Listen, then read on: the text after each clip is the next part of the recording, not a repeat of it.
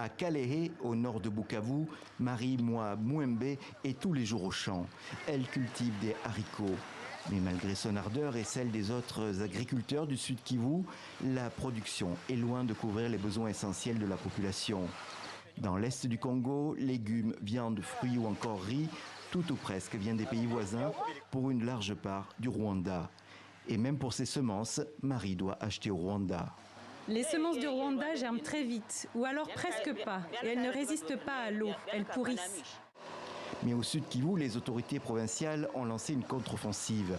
Les coopératives agricoles sont désormais chargées de distribuer gratuitement toutes sortes de semences. Il s'agit de faire augmenter la production. Chez nous, au Bushi, les autorités ne veulent plus que vous utilisiez les semences de haricots en provenance du Rwanda. Elles veulent que vous utilisiez les variétés de chez nous qui donnent de bonnes récoltes. C'est une très bonne qualité de haricots que je te donne.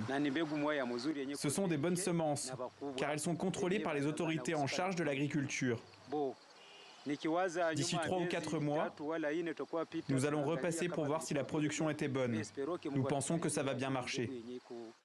L'opération s'appelle Campagne agricole saison 2022-2023 et le ministre provincial de l'Agriculture est venu la lancer en grande pompe à Kalehe.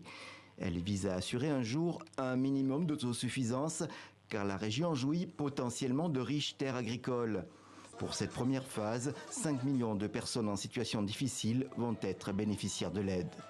La province du Sud Kivu présente plusieurs opportunités agricoles de produire suffisamment, non seulement pour l'autoconsommation des populations dans tous les territoires, mais aussi pour l'exportation comme c'était dans l'ancien temps.